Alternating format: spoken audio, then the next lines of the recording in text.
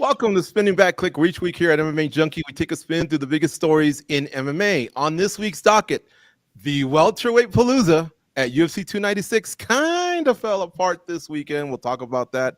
Irene Aldana and Carol Rosa went Griffin Bonner on us. And Sean Strickland versus Dricus du Plessis, scheduled to fight in January. They've already kicked things off. Gorgeous George here on the con, and look at the distinguished panel we have for you today. We got Goes from MMA Junkie Radio. He's here. He's in Las Vegas. He's the creator of SBC. It's his fault we tie up your Mondays. The MMA media titan is back as well. Mike Bond joins us from Toronto. Always has the strong takes. Danny Segura is in the house. He's down in Miami. Also the host of Hablemos MMA, for those of you that speak Spanish. Cold Coffee, future Emmy Award-winning producer. He's on the ones and twos today. We got 7 great topics. It's a 90-minute show. Let's dig in. Leon Edwards defeated Colby Covington by unanimous decision. The fight wasn't the most exciting fight ever, but considering how emotional Edwards was during the pre-fight PC, Rocky was pretty dominant. He says he wants to enter GSP territory. That's 9 title defenses for all you noobs. What's your expectation for Edwards now after seeing he just bagged his 2nd title defense? And may I add, 2 tough welterweights are in his rearview mirror now. Can he get there one day?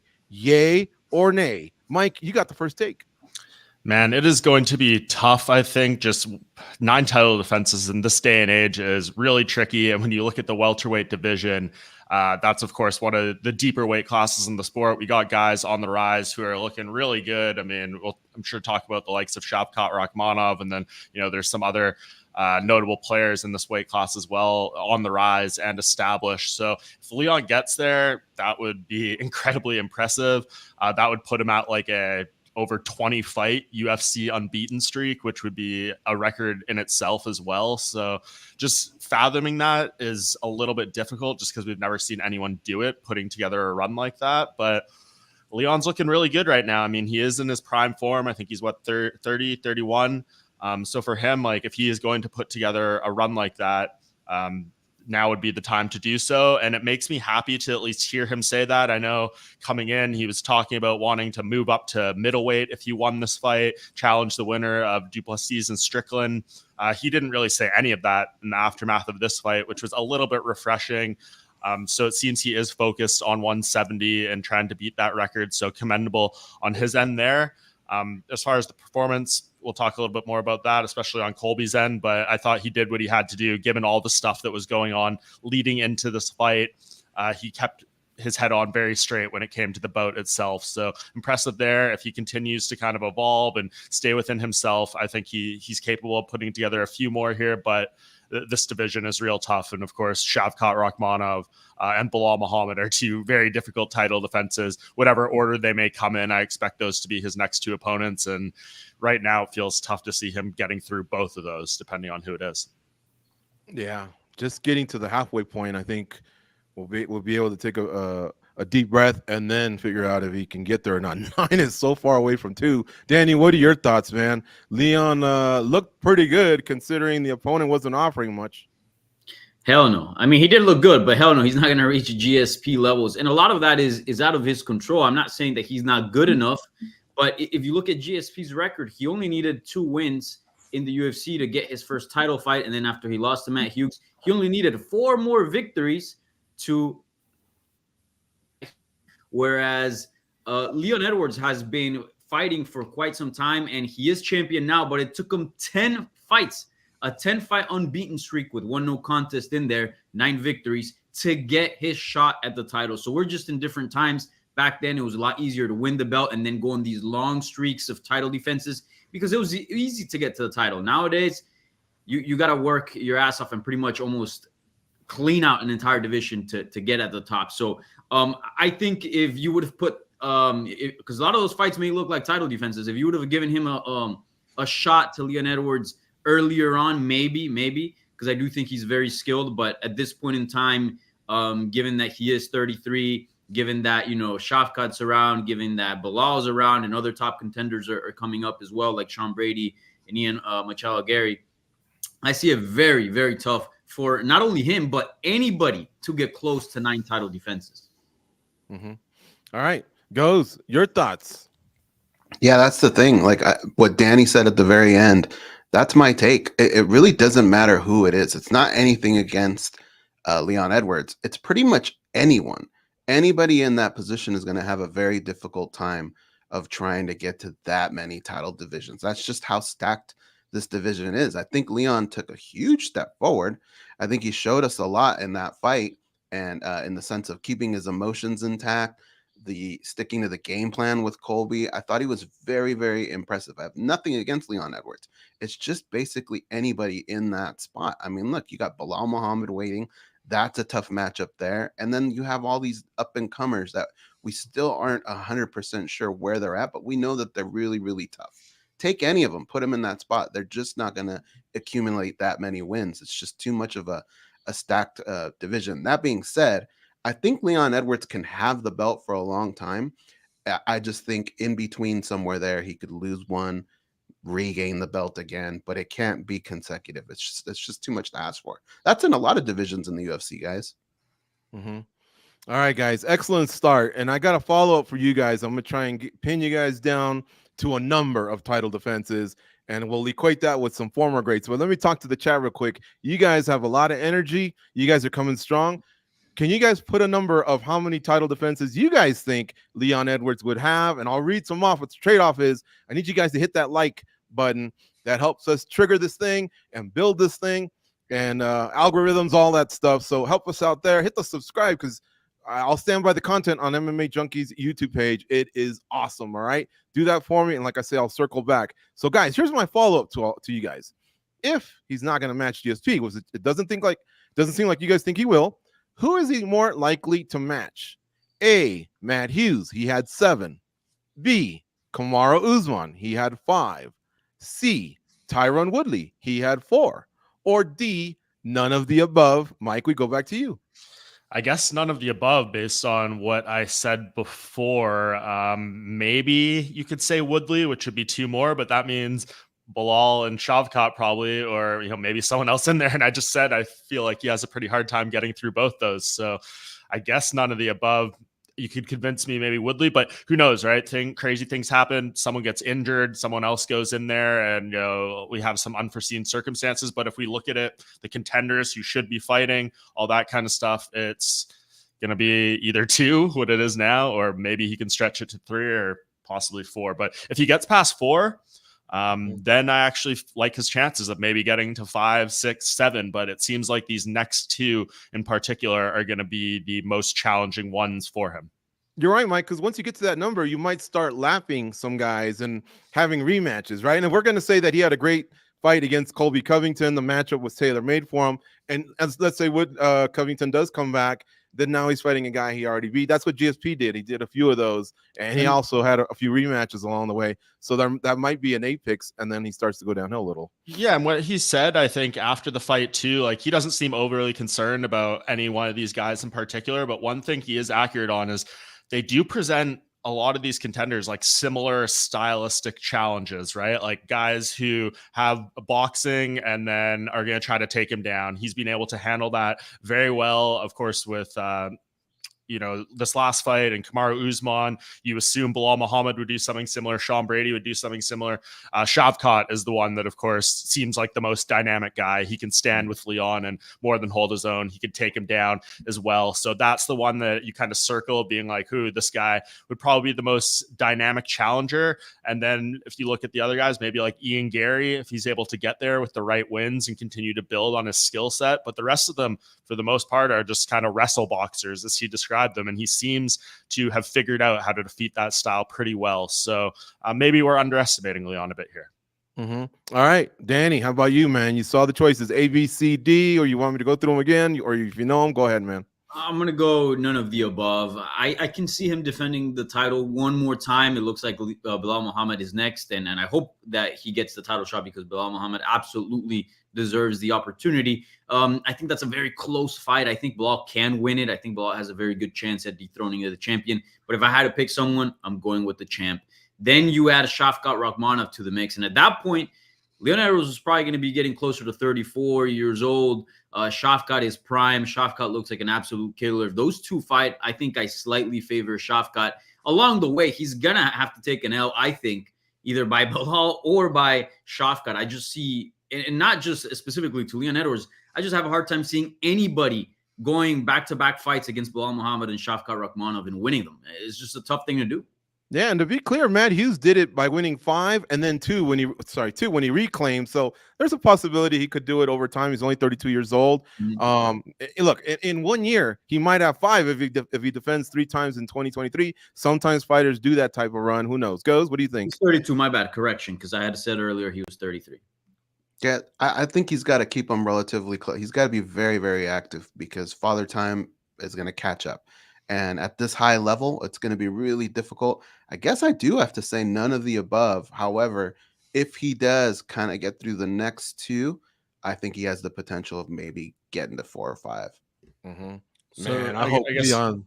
George, to go off that, no, I know it's not on our rundown, but like who do we think is going to be next? Is it going to be Belal or Shavkat? And what did we think of Leon's comments about Belal at the press conference, basically saying that he hasn't done enough and he's not interested in doing that rematch next, which I think was kind of perplexing. I mean, at least to me, if he wants to say after that pretty dull fight with Colby that maybe fighting Belal isn't the best fight for the interest of the entertainment of the fans, I could get on board a little more with that argument. But if you're trying to dismiss the merit and being like, hey, I did a 10-fight unbeaten streak before I got my title shot, what makes him more privileged? Well, he's at a 10-fight unbeaten streak. He's at literally the exact position you were when you got your title shot. So not trying to, crap on Leon here or anything, but that logic there made 0 sense to me. I don't know how you guys felt.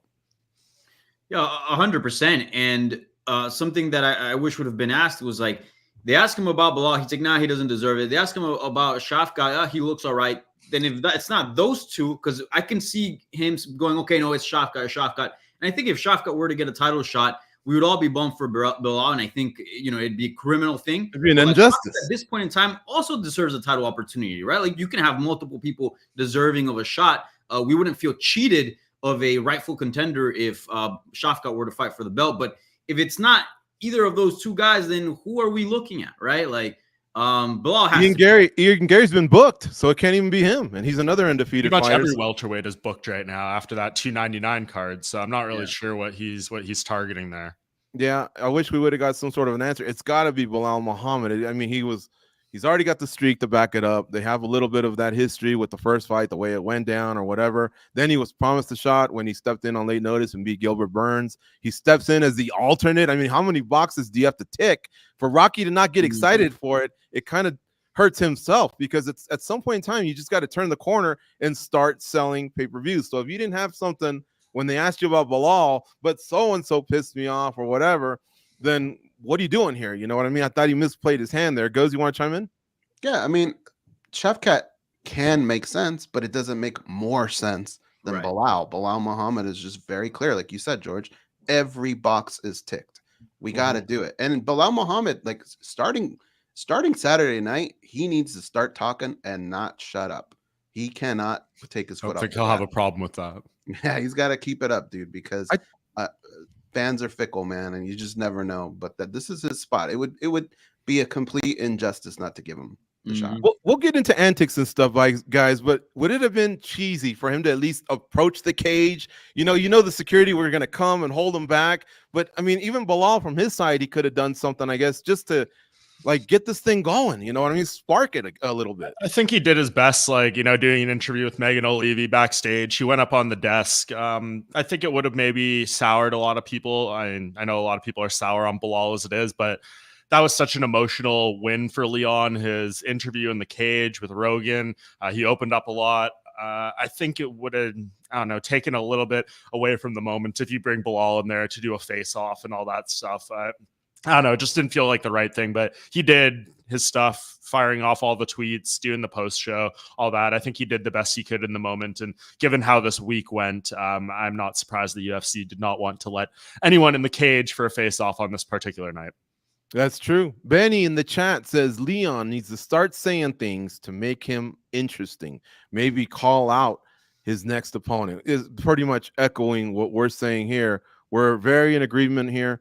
Gordon Riley in the chat says, not the most destructive Leon. However, he worked to his strengths and got the W for his fellow Englishmen and women. Very proud of this guy. Nice. All right.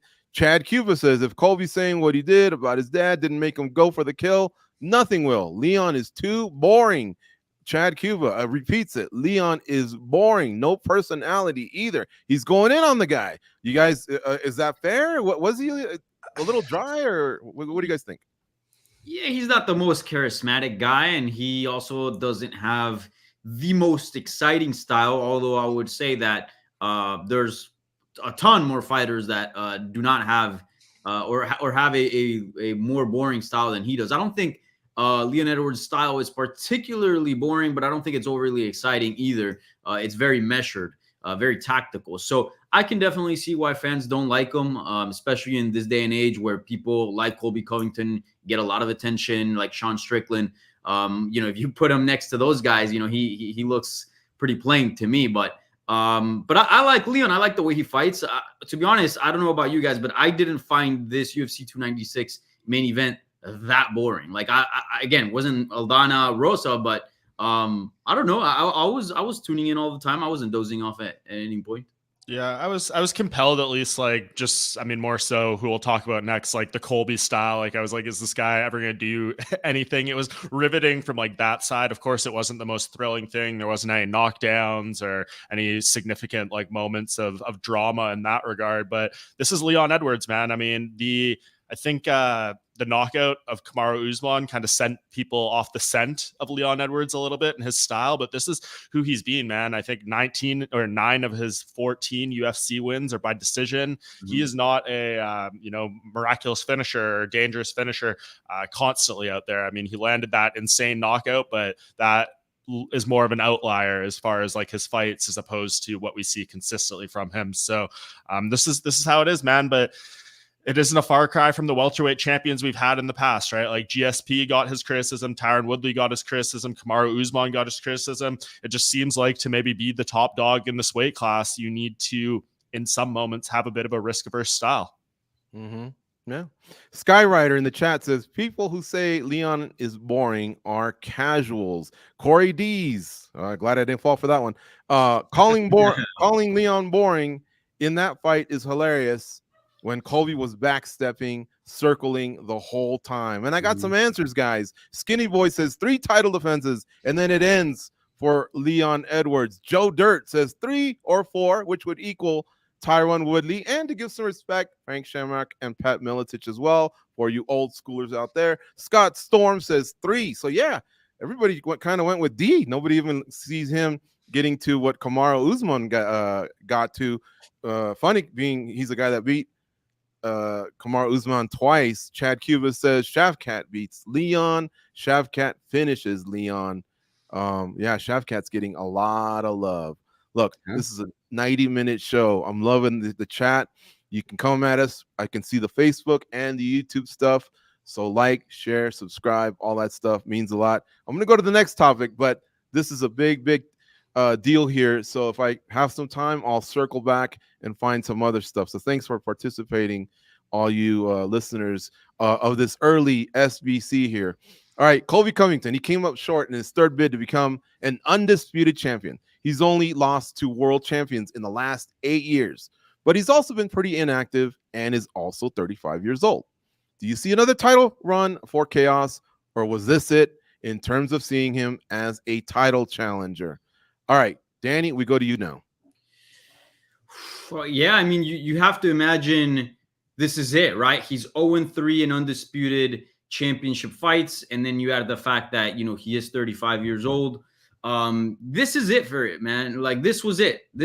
And not only that, but if maybe he would have put a really close performance and almost defeated Leon Edwards, and it would have been a crazy-ass fight. You go, okay, 35, but still looking good, still clearly one of the best in the world. Not good enough to defeat Leon tonight, but you never know. Maybe the title changes hands and he's got beef with Bilal. He's got beef with basically anybody at welterweight. So maybe you can do a grudge match down the line if things were to change. But in this case, he looked terrible. Like Colby, I agree with Dana. He looked old and he looked slow. Is he at a point where I'm going to call for his retirement? Like, I will in a few minutes with Tony Ferguson. I'm sure we'll get into that. No, I do still think he's probably a top 10 quality fighter, but an elite level guy, a top 5 fighter, I don't think he is. If we just look at the rankings right now, I don't give him a good chance against any of the top 5. And there's even some younger guys coming up that I think he would have trouble with.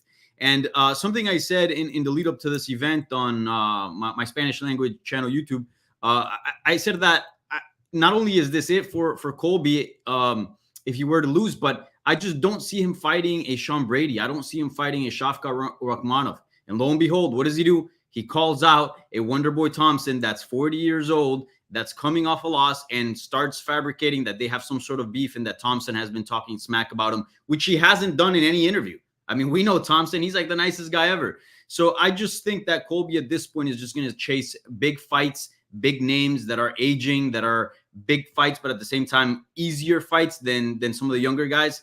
Yeah, his days as a title contender are over. Dan, let me throw something back at you. Dana White said something about 25% more pay-per-view sales were thrown out there because of the antics of, Du Plessis and Strickland and Colby Covington. And of course, he also said grudge matches. Man, we all love those heated grudge matches. Still with all that, a 2-fight win streak. Again, he's only lost to the Heap. Put the Warley Alves fight, in the rearview mirror. That's way back there, 8 years ago. He's only lost to the top of the Heap. He had great fights against Kamaru Usman. You don't see one more run somehow by some miracle just because he does make waves? I don't. I really don't. Again, if he were to beat a Shavkat Rakhmonov, you basically automatically get a title shot. But I don't think he's going to get those type of fights. He's going to fight the aging names, and I don't think that'll be enough to get him back to a title shot. And also, let's just look at that fight against Leon. It wasn't a great fight, and I think a lot of it was due to Colby Covington. I think a lot of people were turned off by that performance. Clearly, his fan base turned on him, booing him after the loss. Also, Donald Trump walking out mid interview that Colby was having, even though Colby was like shouting him out all the time in that interview. I think he just really burnt his reputation with this performance. And I don't mean in the bad guy sense, because he's always carried that, but in the sense that this guy's no longer a big threat to the title. And at this point, he is in a decline, right? He's not a prime Colby Covington. The division is turning, man. Times are changing at 170. And I think this is a big indicator of it. Mm-hmm. Well, 3 title shots is a lot. All right. What do you think, Goose? Yeah, it is a lot. What's weird is, like, last week when we kind of asked a similar question, I felt like Colby was the type of fighter that maybe had 9 lives, right? Like a cat. No matter what, with the smack talk, all that, he could kind of build fights and put himself back in that position. But because all that smack talk kind of fell flat, and then on top of that, the performance that he had just was not good, I think he's kind of lost that card. And that was really the only way I could ever see him climbing back. The performance he had was it just wasn't him. He's a guy that usually takes the fight to his opponent. He didn't do any of that. He was very hesitant. He was very slow when he finally did decide to do those things. He was lethargic. But, I don't even know if we have to focus so much on the things Colby Covington didn't do. I kind of want to focus on the things that Leon Edwards did do. I thought it was his game plan. It was his ability to dial it in and not let his emotions get the best of him. I don't think Colby Covington was expecting that. And Leon, for as much as he tried to push him, he just wouldn't react. And I think it was that game plan that just really shut Colby down. Add in the fact that when Colby did finally explode and do some of the things that we're used to seeing, he did just look kind of slower, man. And that's just hard to forget. Calling out a guy like Stephen Wonderboy Thompson, I think that makes sense. But really, if you want to excite the fans, like, Wonderboy fights don't always do that, right? And neither do Colby fights. So you put those two together, I don't know how much he has to gain from that. If I feel him ever getting close to a belt again, that belt's probably going to say Intercontinental Championship, because it's going to be WWE or something. Because I think the days in the UFC, I don't think he can get back there, man. Like Matt Riddle, a former welterweight in the UFC? Riddle. Go that route? Go that route. Okay. Use your mouth. And it's something that he's always expressed that he wanted to do. So now they're together. Make that happen. All right, Mike, before I throw it to you, man, look at the chat. They're saying, who has Colby beaten lately? All guys no longer in the UFC. Masvidal, Woodley, Lawler. Colby is trash. Oatmeal says Colby was obviously injured coming in, either his left knee or a foot issue. JL says Colby had 19 months. Get out of here with the excuses. Texas brother says Colby was not injured. Leon is just better. Mike, let me ask you this.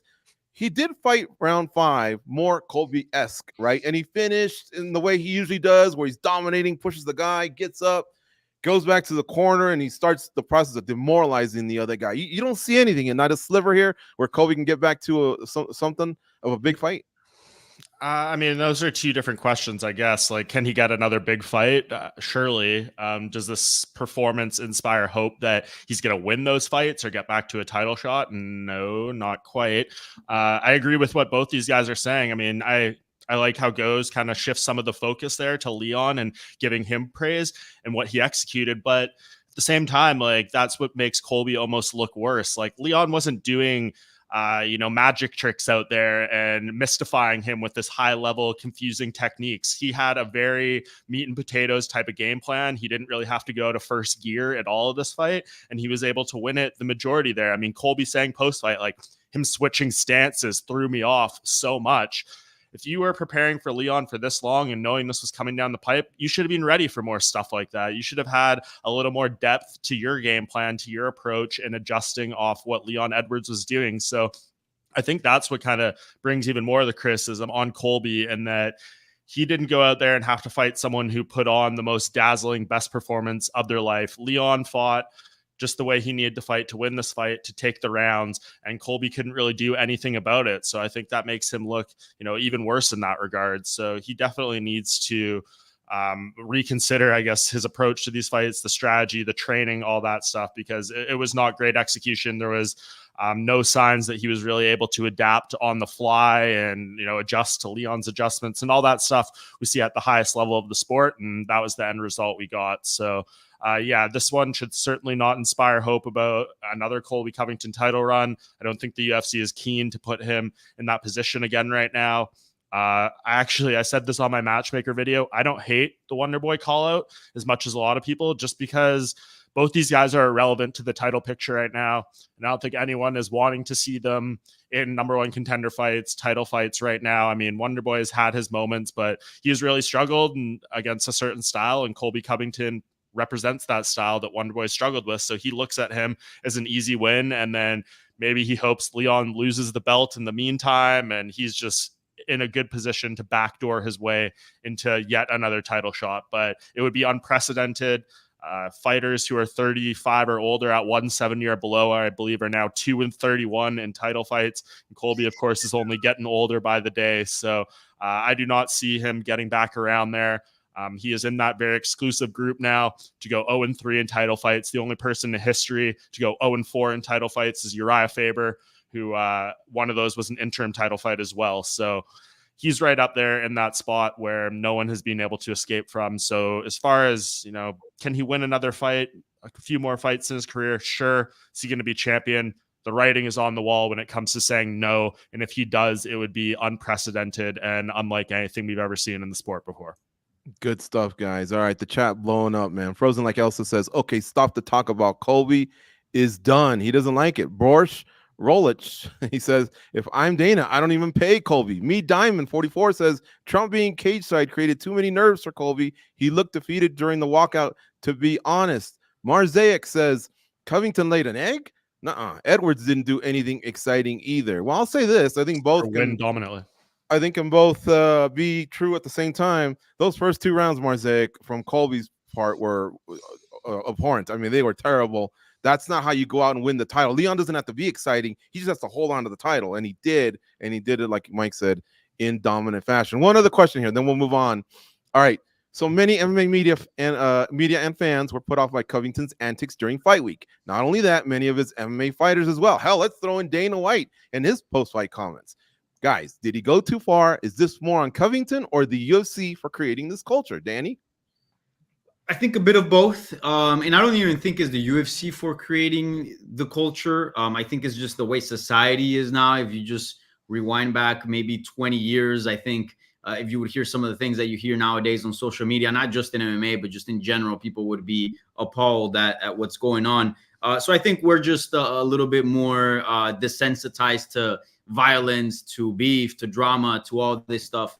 And I think this is just part of the culture. But I also think this is Colby Covington kind of pushing that frontier, because certainly him and maybe a couple of others are the ones that have been kind of pushing the frontier of the trash talk and how far can he go. So was it disgusting? Yes. Was it fucked up? Totally. But do I think it should be banned, or do I think he should be fined? No, this is the fight game. I don't agree with Dana White on a lot of things, but I think this is one of them that I do agree on.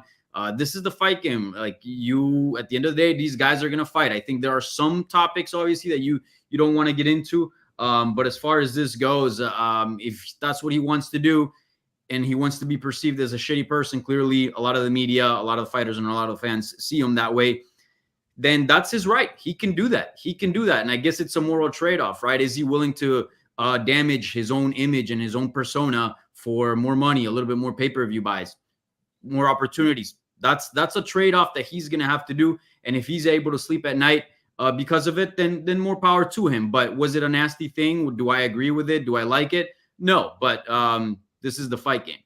Yeah, and the other trade-off is getting almost jumped at buffet lines, getting true. a boomerang thrown at you, and getting stolen in front of steakhouses. I don't want to work with you. I mean, the list goes on. It's a lot to consider, but 25% more pay-per-views were coming in. Who knows, man? I don't know. It goes. Did he go too far? Is it on him or the UFC for creating this culture?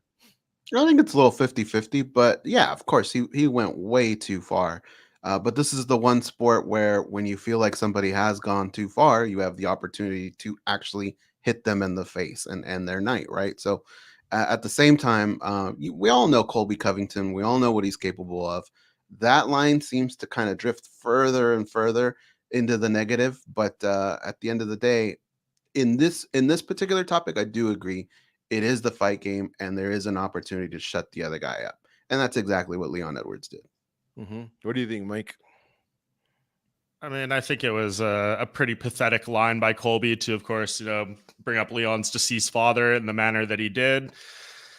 I don't really know what to say about this one that hasn't been said, man. Like, it was, of course, I'd like to say it's a new low, but he's probably said some even worse stuff that I'm forgetting about over the years as far as Colby. So, like, I don't think there is a new low that exists for this guy, but I certainly haven't seen the degree of fighter backlash to a particular comment that Colby Covington has made as I did this one. I mean, we put together a story on MMA Junkie. I think it had almost 40 different fighters reacting and criticizing Colby and just saying how pathetic and, offside and over the line and all this stuff is. And, man, like, I've been doing this for a long time. I've kind of seen pretty much it all at this point. So, like, we talk about crossing the line, new lows, all that stuff. I don't really know where the floor is at this point. This is kind of just what the sport is. And Colby Covington is obviously trying to take things to the nth degree when it comes to this stuff. So it's just like who he is. None of us should be surprised. But yeah, I guess, like, if you're a person who didn't like seeing any of this stuff, we saw the end result. He does not have that title belt around his waist.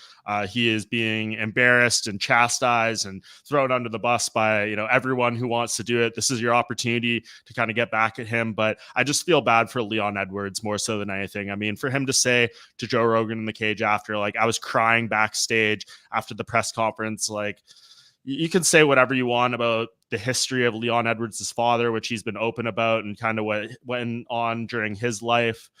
To take a shot at someone's, dead parent like that is just, no matter who they were or what they did, is just, it's pathetic. It's just a real low. So none of us like to see that, but this is who Colby Covington is. This is the areas he likes to go. And he did not get the reward for it in the form of the championship belt. He just got scrutinized and all the stuff Danny said about how people look at him. So, go live your life. But at the end of the day, I think, Sean El-Shadi from MMA Fighting had a really good tweet that kind of went viral in the aftermath of this fight saying, in the end, Colby Covington's a guy with 0 signature wins, 0-3 in title fights, and basically had to sell his soul just to get an inch of traction and keep himself employed in the UFC. So that's who he is, and that's his story. I mean, I kind of agree with some of that. With 0 signature wins, he's beaten 3 former champs. So. Yeah, but how relevant were they at the time? Yeah. We just read comments from people being like, he beat this guy who's no longer in the UFC. Like, right now at this point, Like, does he Yeah. have a signature win that holds up in 2023 in the UFC? No, not now. He's Not made things now. Not different in the now. past, all that stuff, sure. But right now, you look at the resume and it's just like, eh. Since 2019, in the last 4 years, he's only picked up 3 wins. That's Jorge Masvidal, who's no longer in the well, he's retired. Tyron Woodley retired from MMA. Robbie Lawler retired. Yeah, now they don't hold up. At the time, I mean, I'll give credit to, Lawler was always a tough fight. So was Woodley. So was RDA. They were on the downside. He was on the upside. I get it, but I maybe I understood his comment wrong. Al Shadi, those are still wins, But anyway, what was it? Was it he that also said something about Ian Gary's wife to start? I'm so confused by everything that went on. That was him that said that, right? Geez, I mean, this is between that and Leon Edwards' father. He makes what he said about Brazil so soft that he'll probably get Christmas cards from Brazil. He's really, really gone under the radar now. Anyway, let's move on from this, man. Let's talk about some other stuff. Paddy Pimblett defeated Tony Ferguson via unanimous decision. Once again, Ferguson looked good at times, but most of the fight, he was simply overwhelmed. Ferguson, no doubt, is a popular fighter, and he wasn't finished in this fight. But once again, we ask, is his time in the UFC done? Or furthermore, should he just retire? Goes, you get the first take. Well, I mean, the boss himself said it, right? He thinks it's time to retire. There are things, of course, that you could do. You can give him matchups that he might win, but at this point, what is that going to accomplish? It's a high salary to be throwing somebody on a fight with on the prelims or something, right? I don't think that's going to work out. And if you look outside of the UFC, Bellator is not really an option anymore. PFL, it's a big name for them. They could probably put him on maybe the pay-per-view series. Maybe you give him one or something like that, but you're setting them up to put somebody else over. I honestly don't think Tony Ferguson would want to fight anywhere other than the UFC. The one thing I will say is if he's a man of his word and he sticks to it and says, look, I know I haven't been doing well. I want to go out one more, maybe a UFC 300, and you give him somebody of his caliber, I could see something like that going down. I could see the UFC bending and saying, okay, we'll do that. But just to keep giving him fights and for him to come out and give these performances where every performance he's showing us something a little different, he's getting a little slower, just things are not there for him. It's a dangerous sport, and I don't want to see somebody who accomplished so much in his career be remembered for the downfall. And I think that's starting to happen right now, and we're starting to forget just how badass at one point he was. And I don't want that to happen. So hopefully I think this is the end for him. Mike, is El Cucuy done in the UFC, or furthermore, should he just retire?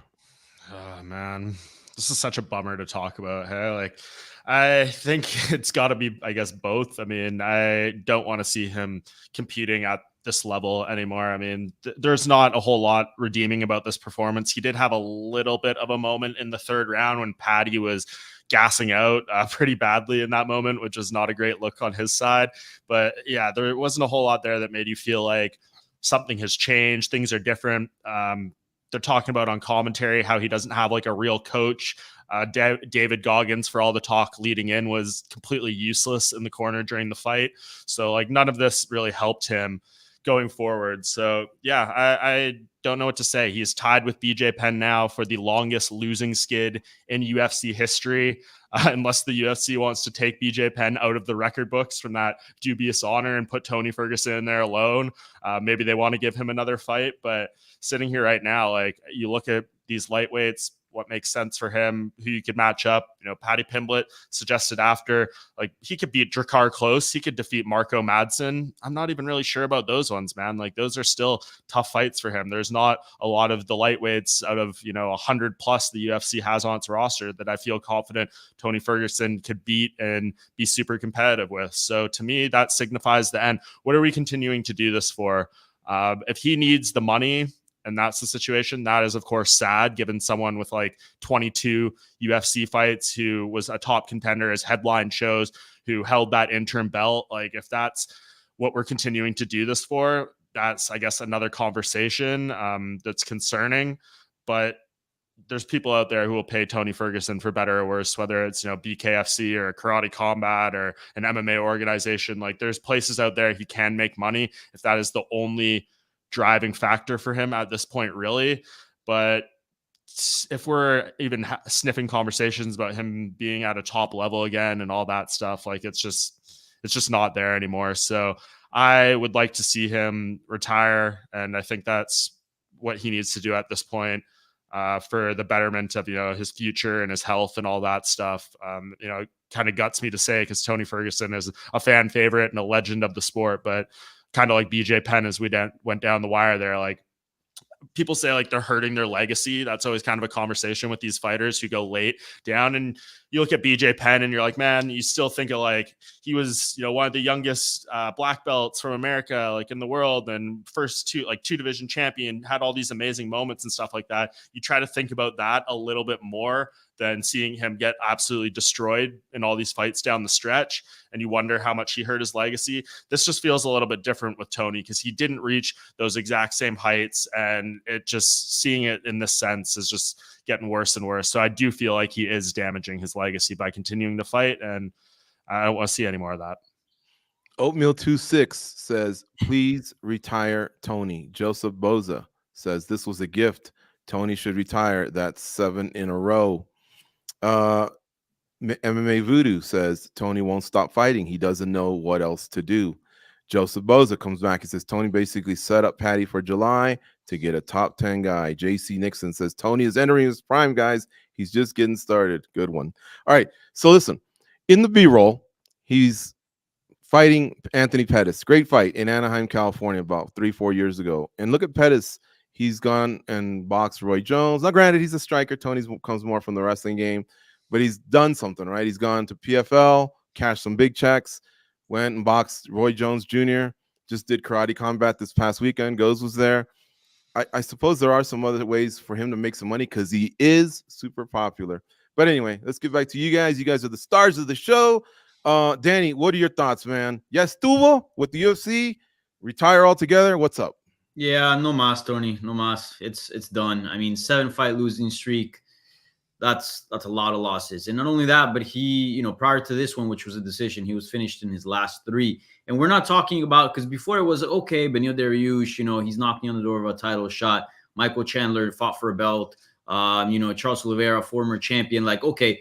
But now we're entering a territory of different caliber, and he's not cutting it there either. Like, sorry, but Paddy Pimblett, big star, big name, but he's not a top 15 fighter. He's not. I would say he's probably more like a top 30 UFC lightweight, or maybe 25. Wow. I mean, just look at the rankings, George. I mean, look, can Paddy Pimblett beat number 15 Drew Dober? I don't think so. Bobby Green 14? I don't think so. 13 Moicano? I don't think so.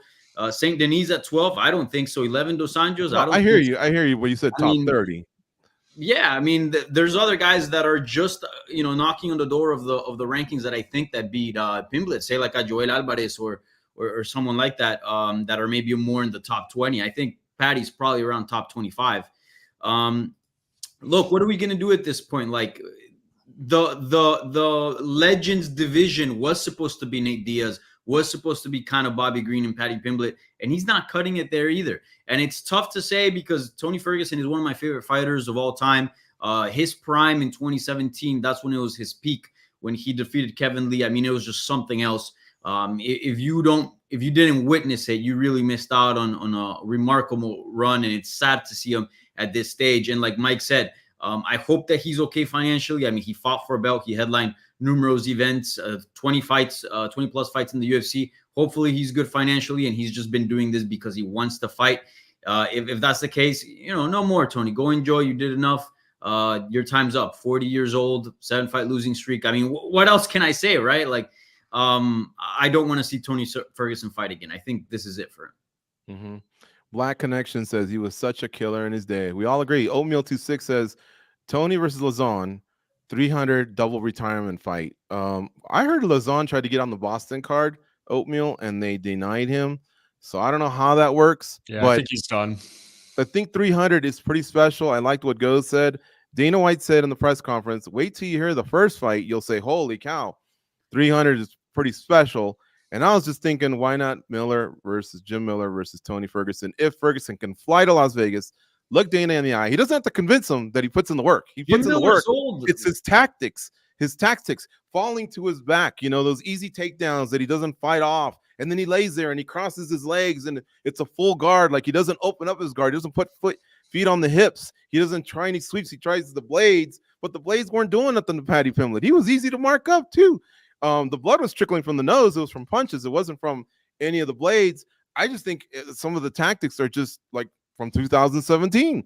He needs to get up, and use his wrestling and put Paddy on his back. I think that would be the better way to go, Mike. I was just saying, this is just the reality, man. We're talking about a nearly 40-year-old lightweight. Name me anyone in the history of MMA who has really kept it together at that age in this weight class and compete at the highest level. Like, yeah, there's a few guys who can win out there. And, you talk about Jim Miller, like he's obviously getting up there in age too, and he's still able to pick up wins. But, like, would Tony Ferguson beat Nicholas Moda?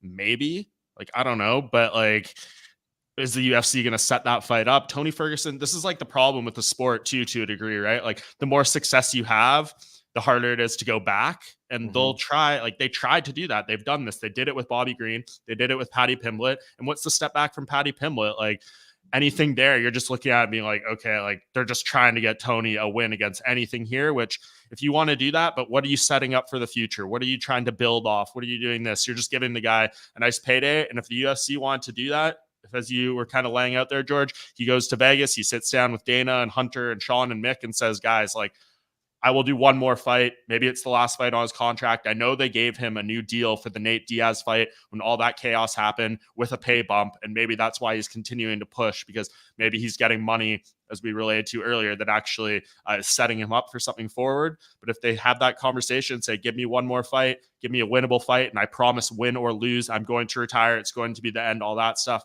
Maybe they could be persuaded, but how far do you have to go down to find someone that is at this point in 2024, it will be a winnable fight for Tony Ferguson? Dude, and Jim Miller is up in age, but he can still thump. That dude can still knock people out. I don't want to see Tony Ferguson get finished, take more punishment. Remember, not that long ago, this was a guy that was having mental health issues, and he's got a ton of damage on his body. I don't want to see him fight, period. If he does fight, if they do that UFC 300 thing, I'm looking at the roster right now. Maybe, just maybe, the only fight that I'll be able to stomach might be one against Clay Guida. Outside of that, I don't like him against anyone. I hear what you guys are saying, but I will say this. He needs to get with a proper coach. He's just not getting in between rounds. He's not getting anything. His tactics are antiquated. What's that going to do for him at this point? Like he remember a few years ago, he shopped himself around. He went to New Mexico. He stopped in Las Vegas. And then what did he do? He went back to himself. At least a guy like Clay Guida, who's he got? Holdsworth, Danny Castillo. He's got Joey Rodriguez. He's got proper coaches who are coming up with game plans that kind of have at least a plan B and a plan C. We're seeing a rinse and repeat. I don't know. At least that's what I would tell him if I was a promoter. I'd say, yeah, I know you put in the work, but it doesn't seem like your style of fighting is winning fights, and you're going to get hurt that way. So hopefully you can get with a coach or something like that. I don't know, but him coaching himself and doing all that, it's not working.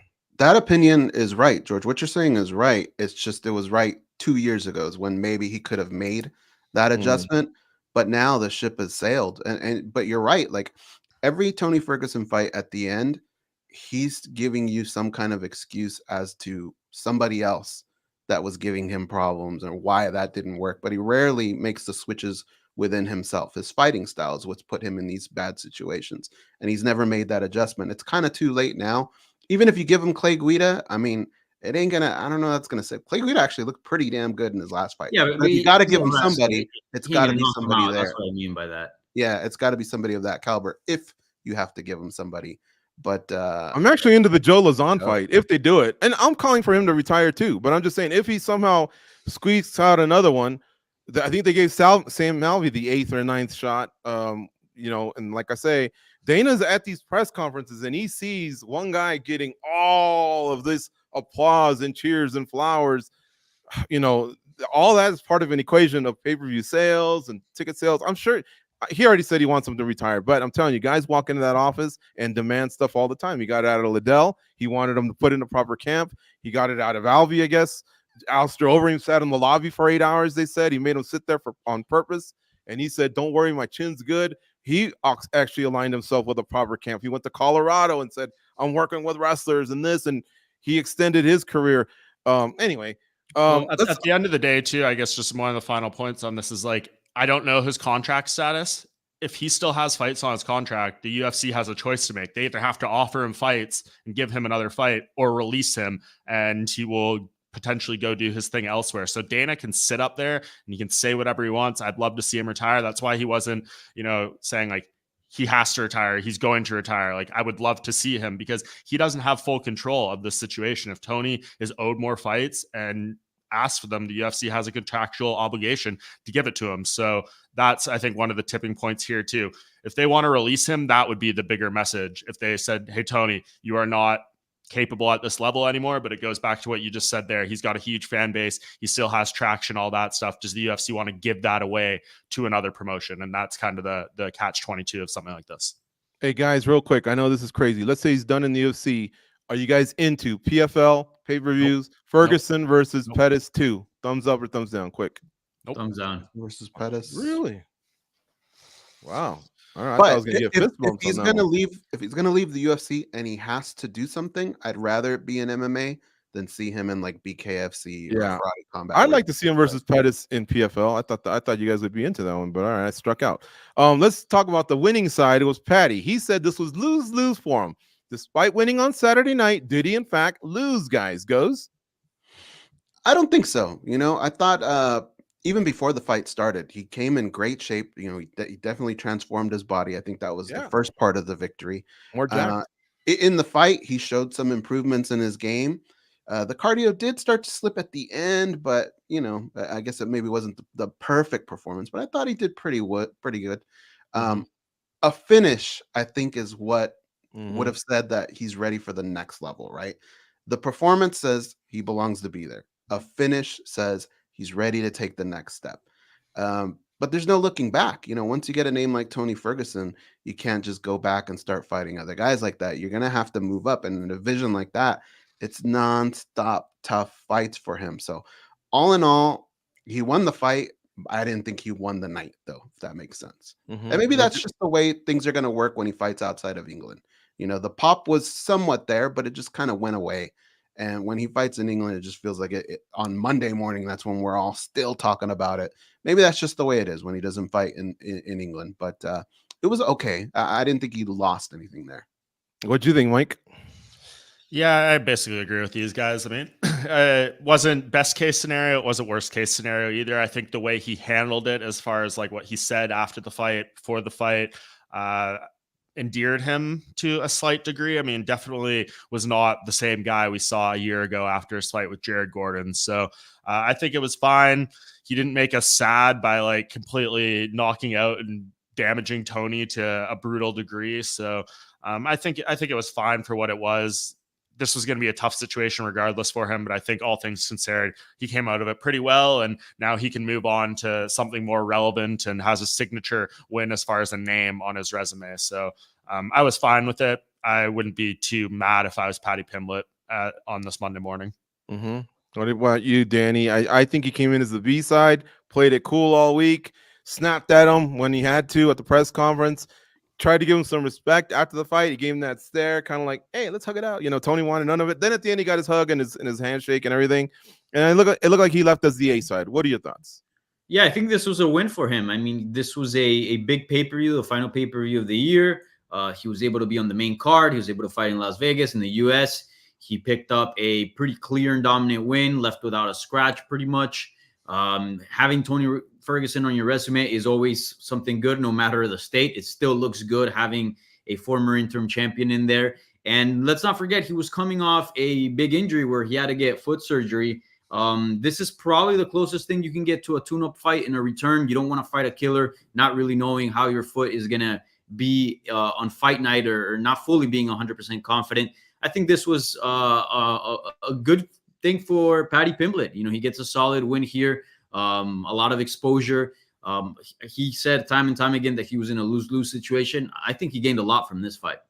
All right, let's move on. We lost Ian Gary and Vicente Luque during fight week. However, we added Strickland versus Plessis on fight night. Together with the testy pre-fight press conference, will this ultimately cost UFC respect in the sports industry that they fought so hard to legitimize themselves in? Mike? What respect? I mean, I get what you're saying and kind of like the premise of the question, but no matter how the UFC has grown and kind of the platform it's got on with ESPN and all that stuff, like in some ways it's and they want to be covered like a mainstream sport up there with, the top four and all those things. And that's how they want to be viewed. But then when it's convenient for them, it's things like this, right? Where they could be like, it's a niche sport. And this is what we expect out of, the MMA fighters, the cage fighters and things like that. So I don't think it hurts the sport by any means. Like, I don't necessarily know anyone who saw whether it was the trash talk or the cage side scuffle, brawl, whatever you want to describe it as, that's suddenly going to be like, nah, like I'm done watching this. I'm turned off from the sport. So I really don't think that, that's like an extreme on that end of it that you need to be concerned about. These two hurting it. And especially when you look at Sean Strickland, man, if you already know what this guy's about and you've seen him conduct himself for however long. I mean, what a gentleman, right? He asked Gilbert Burns, his wife, and the child to move out of the way there so he can jump over the chairs. There's some redeeming qualities to Sean Strickland, guys. Don't be too harsh on the guy. But yeah, like this is obviously not an ideal moment. You don't want crowd fights between guys who are supposed to fight in about a month. Like that's, I think, the biggest concern when it comes to this. So Sean Strickland had broken his hand or cut DDP's head open or something like that. That's when it gets real bad. But right now, look at this, man. This is promotional dream fodder in like a lot of ways, right? How many times are we going to see this clip leading into the pay-per-view on January 20th? So like, is the UFC ashamed of this? They teased it like 5 times on the broadcast, right? Being like, we got it, stay tuned, the footage will be coming your way. And we finally get it like right at the very, very end of the pay-per-view broadcast. So they know what they were doing. They were trying to hold on to this and, make it a thing. I don't really have the biggest problem in the world with like the cage side thing. That was something that should have been avoided and could have been avoided. As Dana White said, his mess up as far as the seating chart. The stuff that was a little more off-putting was probably like the press conference trash talk, right? Like DDP bringing up Sean Strickland's abusive past and all that stuff. Which again, I don't know whether that's fair or foul or if that's crossing the line. Like these are all things Sean Strickland has talked about ad nauseum, whether it was in his many press conferences on the Joe Rogan podcast. Like he has put this all out into the public sphere and now it's coming back at him a little bit. So I don't really know like whether to say that's too bad. I think Dricus maybe could have pulled out some other talk that would have been effective as well, but he clearly got under Sean Strickland's skin. And if that's his goal going into the fight, then mission accomplished. So this is a tricky one. There's a lot of highs, a lot of lows to it. But what I can say is I'm 10 times more fascinated going into this fight right here in Toronto, January 20th, than I was at the beginning of the week. All right, Danny, you're next, man. Will this ultimately cost the UFC respect in the sports industry that they fought so hard to legitimize themselves? And remember back in the day, it was human cockfighting and it was off cable and satellite. Granted, it was a long time ago. I get it. I'm not trying to be the old guy. Get off my lawn. But what are your thoughts? We're so past that. People love this. I'm in a group Instagram with a bunch of my friends, like longtime friends, called We Sporty, where we share a bunch of sports clips and stuff like that. There are a bunch of MMA casuals. I'll say that. I don't care. A few of them are kind of follow the sport closely, but most of them are casuals. And guess what they shared? A video of Sean Strickland and Dricus du Plessis going at it. This stuff sells, man. And this is the UFC might say, and Dana White might say that they don't love it, but they know it's good for business. Just as they said that, or Dana White said that Colby Covington's comments were such a nasty thing to do. He also mentioned literally a minute or two after that, immediately after the press conference, pay-per-view got bumped up 25% on a global scale. We can pretend and sit here and say this is horrible and this and that, but at the end of the day, this is fighting. This aids and fuels the fire of fighting. It raises the stakes. Nobody got injured. Again, I'm not condoning it. I'm not saying I like it, but the fan base certainly eats it up. And I don't think by any means this is a black eye to the sport. If anything, it just previewed the next pay-per-view. Goes, you feel like these guys, or do you have a different take? By the way, I rewound this thing about 100 times. I saw even Uriah Faber getting pushed back into his chair. Luckily, Jake Ellenberger was there to help him up. But anyway, what were your thoughts? Loving it. I mean, it depends on who you're talking about, right? Like if we talk about the talking heads that we see on some of these sports shows, that cover the NFL, they cover the NBA, MLB, all that. Yeah, they're going to be laughing at us, right? It's a clown show. The things that these guys said out there were pretty nasty, pretty disgusting. And letting them do that kind of rolls over to the next thing, right? The next guy pushes the line even further until we get to this point where a fight actually breaks out in the stands. And yeah, nobody was hurt, but somebody could get hurt. And I don't know that we want to see that type of stuff happen. I mean, dude, the stuff that happened in the press conference, man, like deceased family members, gay slurs, pedophiles, you can sell fights without having to say that type of stuff, right? Like, I think that does go too far. And it does kind of make them look silly.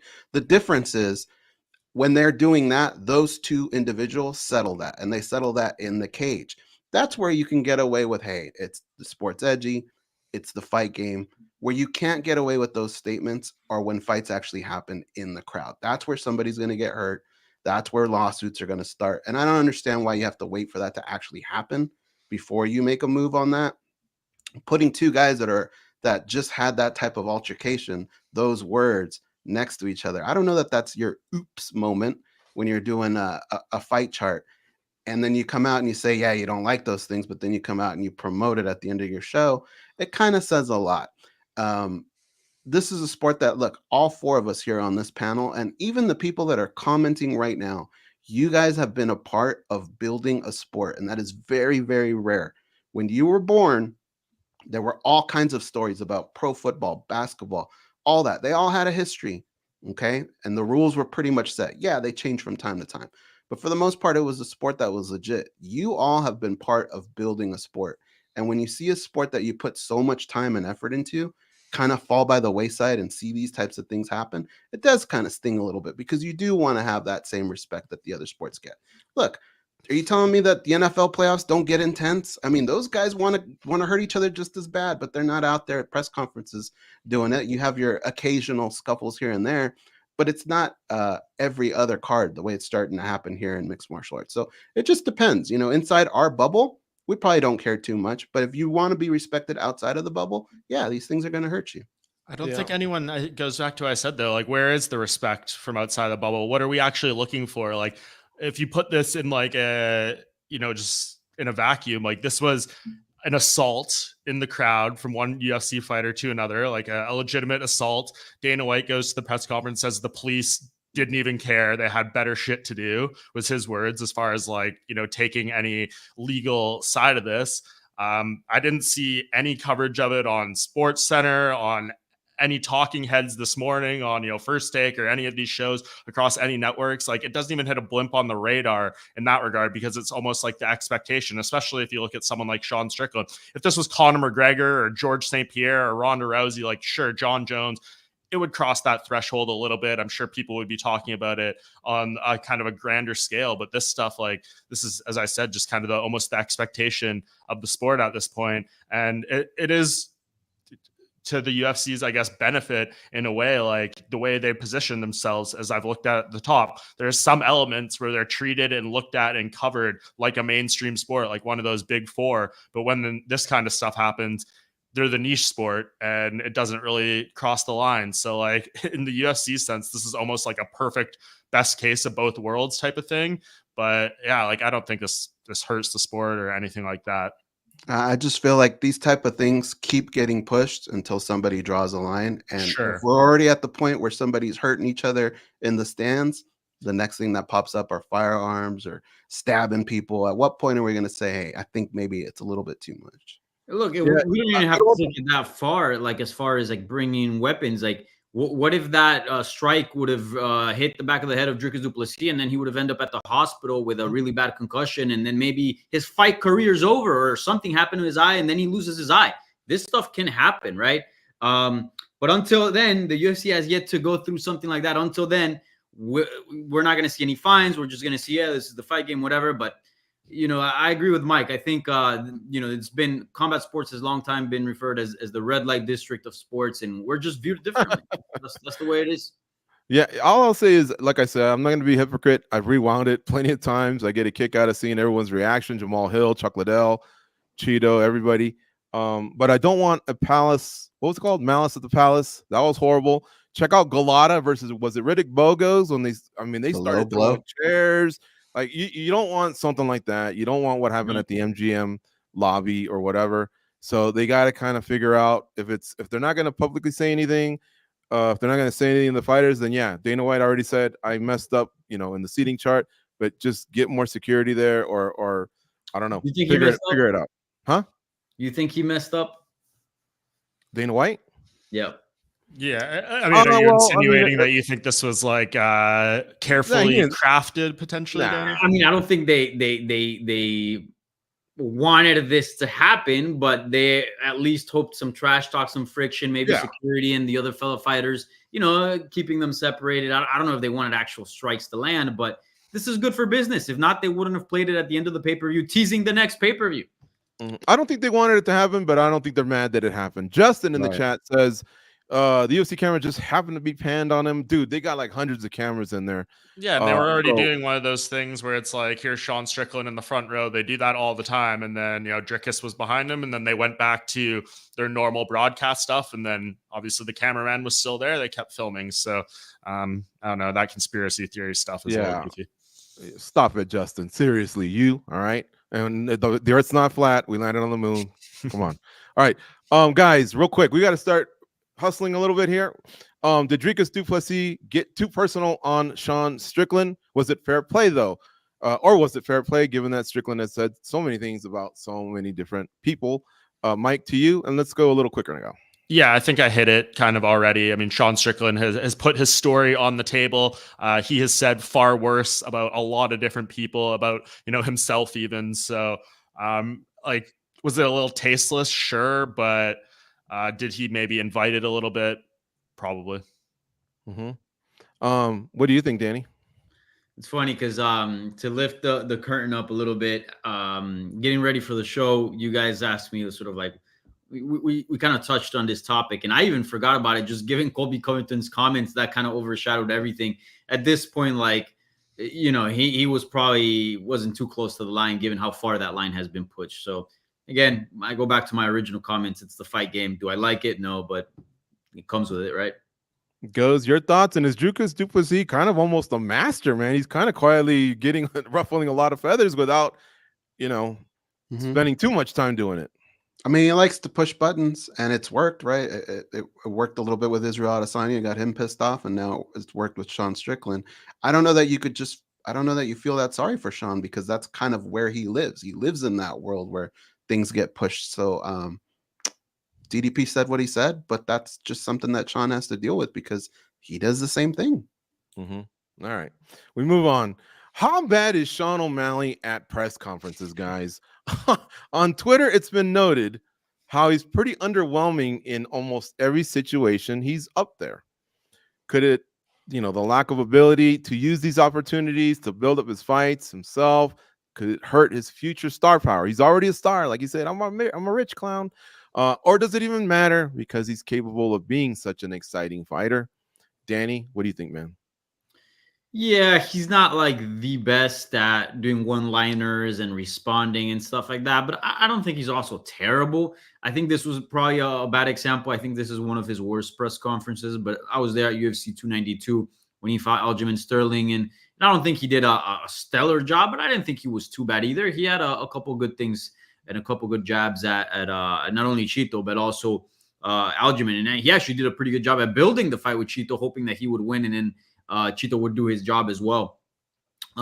So yeah, I mean, this is just kind of who Sean O'Malley is. He's not your Conor McGregor. He's not your Colby Covington, but I don't think people necessarily tune in for the press conferences. He does deliver really good knockouts, really good fights. And then his social media following, his YouTube, that aids a lot to his stardom. So I don't think these press conferences hurt a ton. Would they help if he would get better? Yes, of course. But I don't think they hurt too much his star power. But I agree. He's not top of the line on that end. Goes, what do you think? Yeah, I agree with Danny. Not everything needs to be a home run, but at the same time, he kind of gives that vibe that he just doesn't want to be there. I think he's still a little bit awkward when he's under other people's rules. When he's on his own podcast, I think he kind of just chills, relaxes. Personality comes out a little bit more, but despite how bad he is in these situations, when that guy walks into a room, man, people light up. I was at Karate Combat when that guy walked in, the entire place went bananas. So I don't think it's really altering anything. You know, the guy's a star inside the cage, and maybe he could do more. But right now, I think it's working for him. All right, Mike, how about your thoughts? Yeah, I tend to agree with these guys. He definitely, like, his execution on the microphone at these press conferences, and even in like a one-on-one setting, when he comes back to the media room after a win or as a guest fighter, you get a one-on-one interview with him. He doesn't blow the house away with his quotes, with all that. Like his talk certainly doesn't match the fighting style, match his look and everything that he kind of puts out there in that regard. But it seems to kind of be who he is. Like, he's obviously a bit of like an introverted stoner and stuff. Like, that seems to be his personality and kind of what he likes to flow with. And that's fine. I mean, to each their own. But yeah, like, if people were pegging him after Snoop Dogg's famous, O'Malley moment that blew up his star power, and he's continued to follow with like the performances and delivering, he's not the next Conor McGregor. He's not like the next, I think, crossover star for the UFC. He could be a star, I think, within the MMA world and might already be a little bit to a degree, but he just doesn't seem to have the character traits or the mic skills yet. Maybe that develops over time to be that kind of guy. So I think anyone looking for that out of him is going to be disappointed with like a press conference like this. And moving forward, he'll throw a good line in there every once in a while. He's got some good quotes kind of on his portfolio, but yeah, he's not that guy. So people definitely need to temper their expectations when it comes to that. And it definitely, like, it all matters though, right? It builds into his star power, his selling ability. I was quite curious to know how much this pay-per-view at UFC 299 with him in the main event would sell. And that's before they gave him all the help in the world with an insanely deep main card. So like, I don't think UFC 299, based off what this card looks like right now, is going to be the defining factor of like what Sean O'Malley pay-per-view is capable of selling, like, because they're giving him tons of help on this one. So yeah, it's definitely something interesting to follow going forward, just to see what he is, what he can be. But it's all predicated on winning. If he goes in there and continues to dazzle and continues to deliver highlight reel, incredible knockouts and performances, then it all doesn't really matter in the end, because that's the stuff that the people tune in for ultimately, is to see that delivered. So we'll see how it shakes out. But yeah, right now his track record when it comes to, press conferences, things like that, a little underwhelming. Let's get to the chat. Black Connection says, I like Sean. Seems like a cool guy. Well, thank you, Black Connection. I can actually go by George, but thank you. I appreciate that. Steve Q17 says, O'Malley is a bum. Troy Allen Art says, O'Malley smokes Cheeto this go round. Krakatuzu or something like that says, Cheeto gets 2 extra rounds to find that kill shot where he's most dangerous. JCV says, O'Malley acting like a teenager with the ESPN top 10 was so lame. Solid fighter, though. Sugar Sean is responsible for the emotional slaughter of Strickland. Ruben Q in Exile says that. Me Diamond 44 says, O'Malley beating Cheeto is a lock. Keep them coming, folks. And you know what? Hit that like button right now, as we still got another 15 minutes or so of solid MMA talk. We do this every Monday. It's usually a noon Eastern, 9 a.m. start. However, with everything that transpired last week, Fight Week in Vegas, it was nuts. We had the World MMA Awards, Karate Combat, LFA, those press conferences, the fights themselves. We decided to give you guys an extra 30 minutes. And because it's the last show of the year, George. That's right. We won't be here for next week. So early Merry Christmas, Happy Holidays to everybody. But again, we still got 15 minutes to go here. So we will keep going. Hey, real fast, guys, who should be the alternate for that O'Malley Cheeto fight? Anybody got a name? I mean, I guess either Piotr Jan or Song Yadong, since they're on that card. I feel like that probably is what makes the most sense right now. And Cejudo's tied up with Dvalishvili the month before, right? In Anaheim. I see that too quick of a turnaround. Someone mentions Corey Sandhagen. I guess that Eric appeared in the Facebook chat. So that probably makes the most sense, honestly, if he's healthy. Yeah. All right, so we'll move on. The UFC is also doing a great job of lining up the first quarter of 2024. We got main events. They went ahead and sent location. We even got one of them quarterly press conferences this past Friday with all the headliners. Nerves were struck that day, by the way. All right, post UFC 296, we even got more matchups announced, courtesy of Dana White But for now, I want to put the focus on UFC 299. Like Mike teased earlier, it is stacked. Holy cow, that's a deep card that they have, that they're building right now. Though we're going to be missing Leon Edwards, probably. I don't know. I see another welterweight palooza on the horizon. Lots of matchups. But guys, what were you the most jacked about when you heard the matchups for this card? Goes? I start at the top, man. That O'Malley Vera fight, it was already fun. I mean, but hearing them kind of go at each other a little bit more as we get closer, I think it's just going to build more and more. The fight on paper is great. Both guys have improved since the first fight. It's a chance for Sean to avenge that loss. And for Marlon, there's a lot on the line, man, because that division is stacked. And I think what's helped him get here is the fact that he had that win over O'Malley. So there's a lot writing for him. You see how big of a deal this sport has become in Ecuador.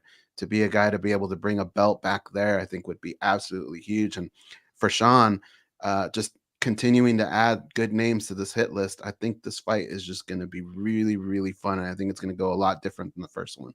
Mm-hmm. Great B-roll there. Yeah, man. O'Malley comes strong with the outfits. Looks like Cheeto Vera stopped at Burlington Coat Factory before the press conference. But anyway, Mike, what about you, man? What's the one that stands out the most for you?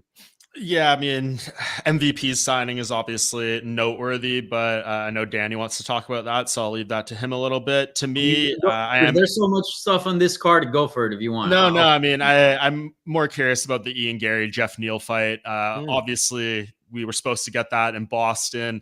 Ian Gary has done what he did with the mugshot T-shirt and all that stuff, which I think was like almost one of the tipping points of like the endless stream of hate that is now coming his way. It's been a lot for Ian Gary. This withdrawal from this fight definitely made him an even bigger target.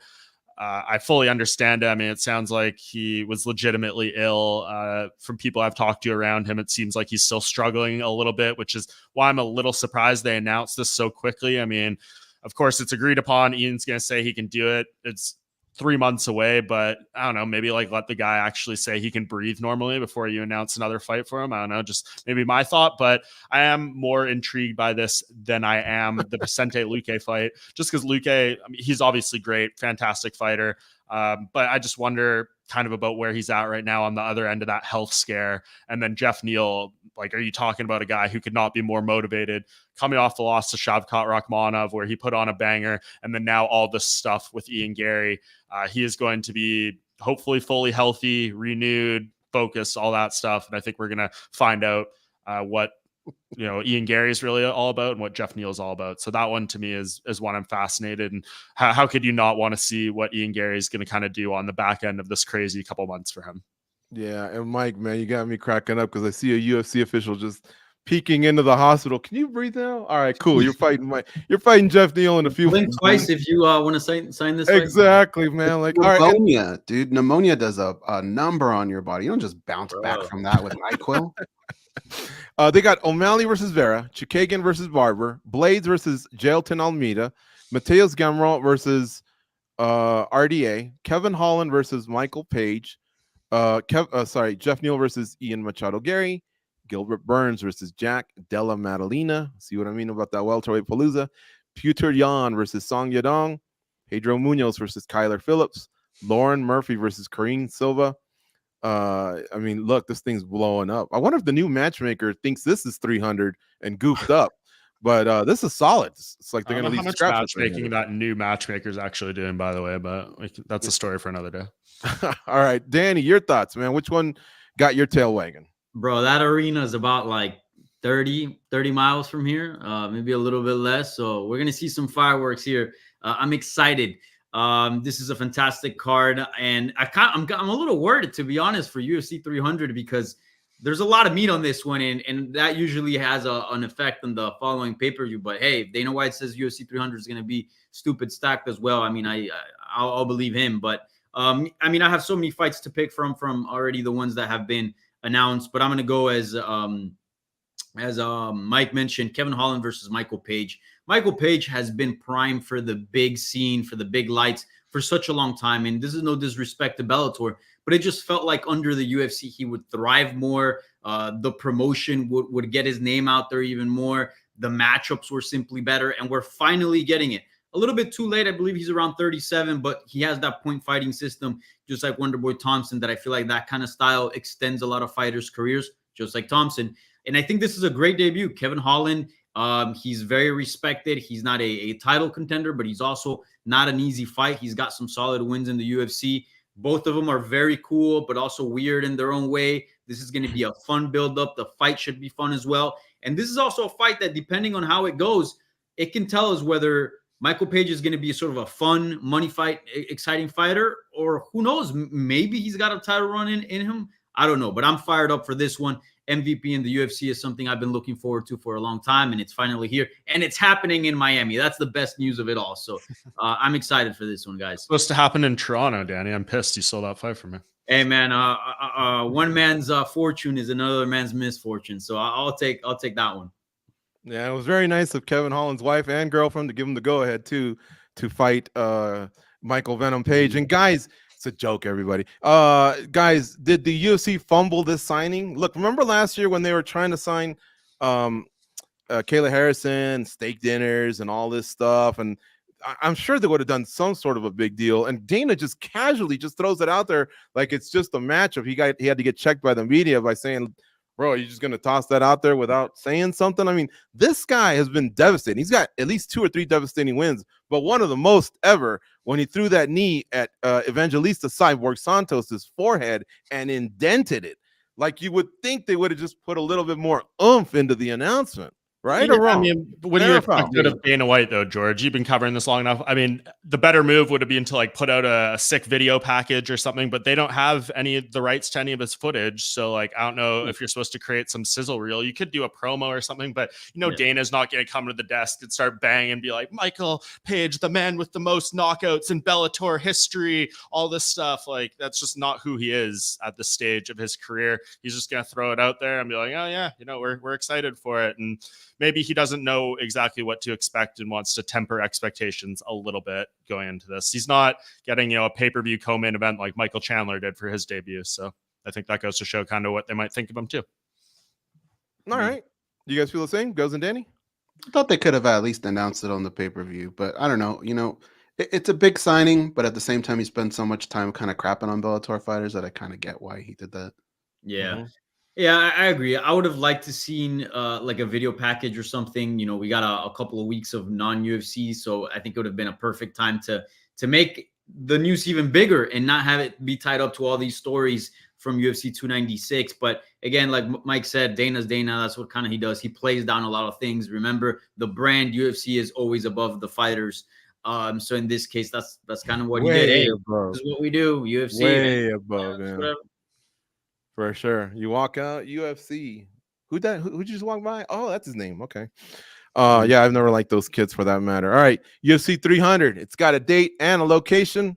It's going to take place April 13th in Las Vegas. So now that the UFC 2023 schedule is complete and the 2024 pay-per-views are set until UFC 299, what are the fights that are going to make this card insane, as Dana White teased?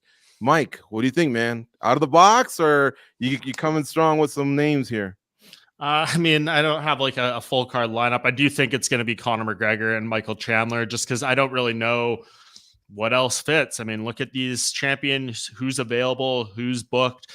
Dana said at the press conference that they were waiting for some results, presumably from this card, before they move forward to things, which I guess maybe leaves you thinking Leon Edwards could be in the running for some sort of fight, but I don't know who, I guess like you're not going to have him and Bilal headline that card. They could maybe be a co-main event under Conor, but I don't think there's going to be any shocking surprises like, a Brock Lesnar or a Ronda Rousey return. I think it's just going to be solid matchups, ranked fighters. And when he says, you look at that and be like, that first prelim is insane, I don't think you're going to be thinking that because it's like a fight that would normally headline a pay-per-view or a fight night. It's just going to be like, oh, look, the number 9th ranked flyweight is fighting the number 13th ranked flyweight. We would never see that on the opening fight of a normal card. And that's kind of more the vein it's going to be. So I don't have any crazy ideas for you. Again, looking at the availability, like who can they even put in there? Islam Makhachev, who's one of the few champions unbooked.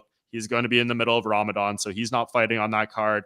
Alex Pereira is available. He would be someone that could make sense, but against who really? A lot of the contenders are booked up. Jamal Hill's not going to be healthy by then.